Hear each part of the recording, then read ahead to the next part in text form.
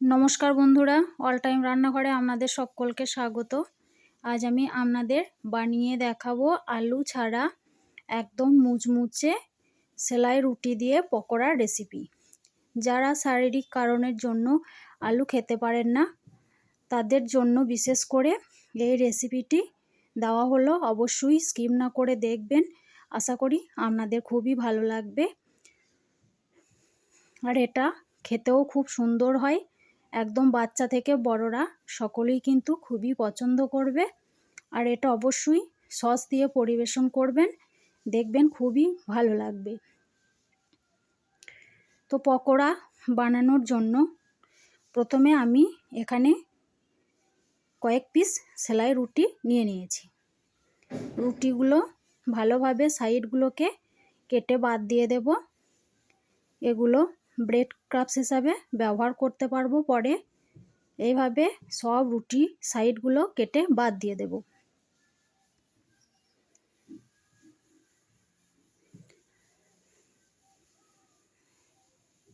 এখন সব রুটিগুলো কেটে বাদ দিয়ে দিয়েছি সাইড অংশগুলো। এখন আমি হাতের সাহায্যে ছোট ছোট টুকরো করে নেব, একদম গুঁড়ো গুঁড়ো করে নেব হাতের সাহায্যে। তারপরে এখানে কিছু উপকরণ অ্যাড করব। একটা পেঁয়াজ কুচি, একটা গাজর কুচি, একটা কাঁচা লঙ্কা কুচি। ঝালটা অবশ্যই পরিমাণ মতো দেবেন। আপনারা বেশি পছন্দ করলে বেশি দেবেন, কম পছন্দ করলে কম দেবেন। তারপর এখানে একটু লঙ্কার গুঁড়ো, একটু জিরের গুঁড়ো দিয়ে দিলাম, একটু চাট মশলার গুঁড়ো দিলাম, 1 চামচ মতো চালের গুঁড়ো দিলাম। তারপর এখানে একটু স্বাদ মতো লবণ দিয়ে দিলাম।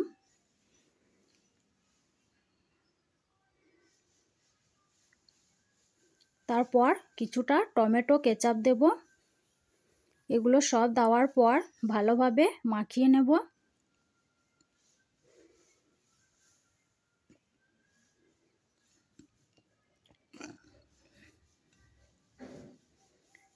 এই পর্যায়ে অল্প অল্প করে জল দেব আর একটা ডো করে নেব। বেশি জল দেবেন না, অল্প অল্প করে জল দেবেন আর ডোটা করে নেবেন। এমনিতেই রুটি খুবই নরম জিনিস, একটু সামান্য জল দিলেই কিন্তু নরম হয়ে যাবে। এইভাবে একটা ডো করে নিলাম। ডোটা করা হয়ে গেছে, এখন এক সাইডে রেখে দেব। একটি জায়গার মধ্যে 2 চামচ মতো কর্নফ্লোর নিয়েছি আর 1 চামচ চালের গুঁড়ো, একটু গোটা জিরে, স্বাদ মতো লবণ। এগুলো দেওয়ার পর ভালোভাবে একটু নেড়েচেড়ে মিশিয়ে নেব। তারপর অল্প জল দিয়ে একটা ঘন ব্যাটার তৈরি করে নেব।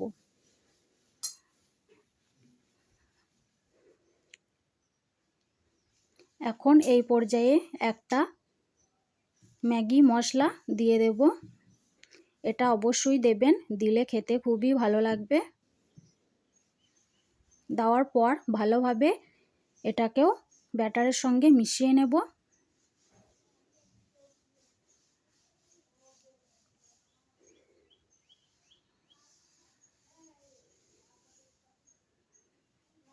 মেশানো হয়ে গেছে।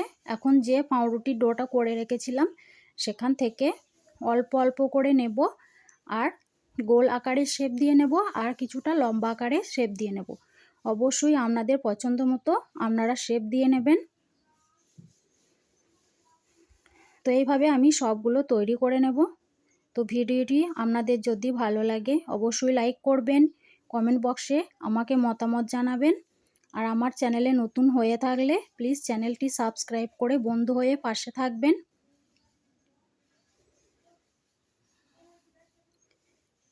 এইভাবে তৈরি করে নিচ্ছি আর কিছুটা লম্বা আকারেও শেপ দিয়ে নেব।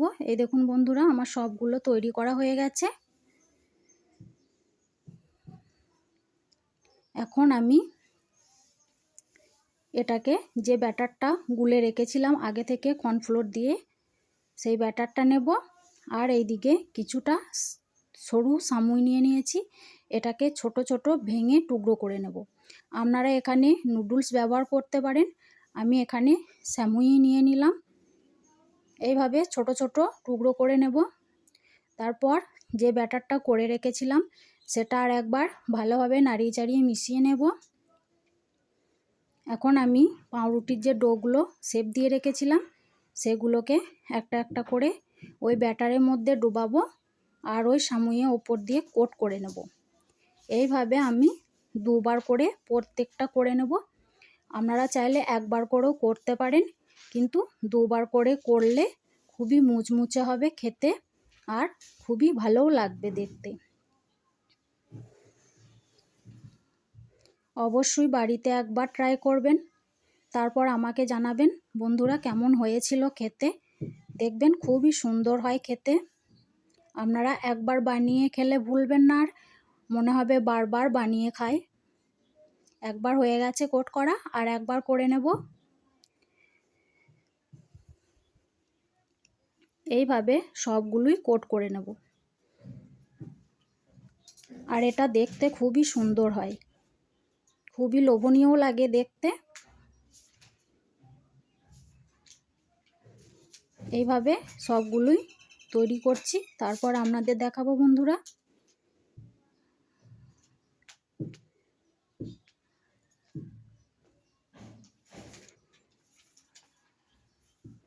আবারও একটা দিয়ে দিলাম।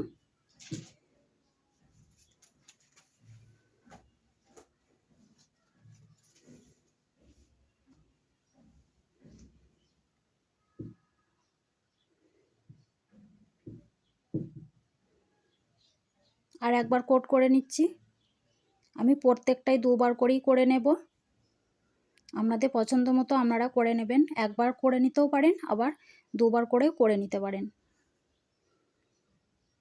এখন গোল দুটো করে নিলাম, এরপর লম্বাগুলো যেগুলো আছে সেগুলো কোট করে নেব।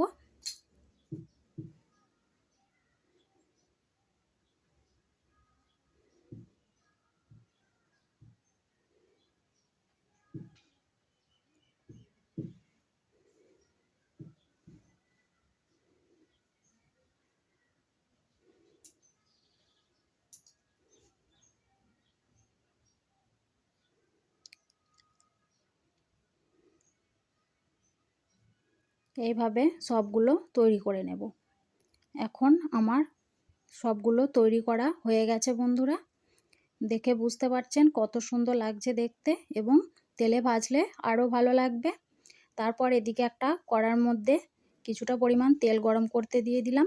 তেলটা হালকা গরম হলে এই তেলের মধ্যে একটা একটা করে দিয়ে দেব পকোড়াগুলো। তবে তেলটা খুব গরম করবেন না, তাহলে কিন্তু দেওয়ার সঙ্গে সঙ্গে ওপরটা পুড়ে যেতে পারে। গ্যাসের ফ্লেমটা মিডিয়ামে রাখবেন। এইভাবে সবগুলো উল্টে পাল্টে লাল লাল করে ভেজে নেব।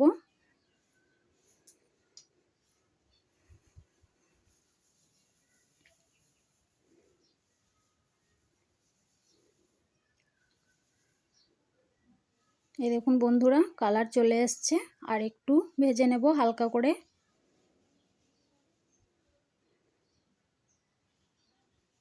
এইভাবে উল্টে পাল্টে দেবেন আস্তে আস্তে। এখন তুলে নিচ্ছি।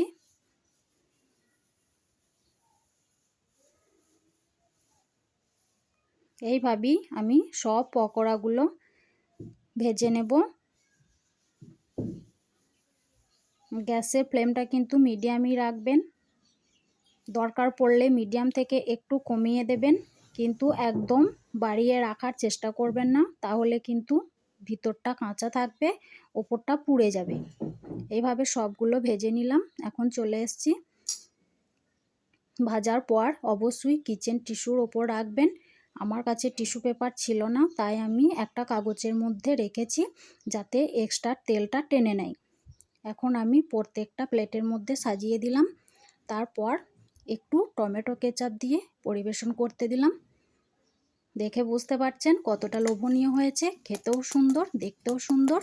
তো ভিডিওটি ভালো লাগলে অবশ্যই লাইক করবেন, কমেন্ট করবেন, সাবস্ক্রাইব করে পাশে থাকবেন। আজ এই পর্যন্ত বন্ধুরা, ততক্ষণ ভালো থাকবেন, সুস্থ থাকবেন। একটা ভেঙে দেখাচ্ছি কতটা মুচমুচে, এই দেখুন ওপরটা মুচমুচে, ভিতরটা কিন্তু সফট। এখন টমেটো কেচাপ দিয়ে পরিবেশন করলাম। আজ এই পর্যন্ত বন্ধুরা, ধন্যবাদ।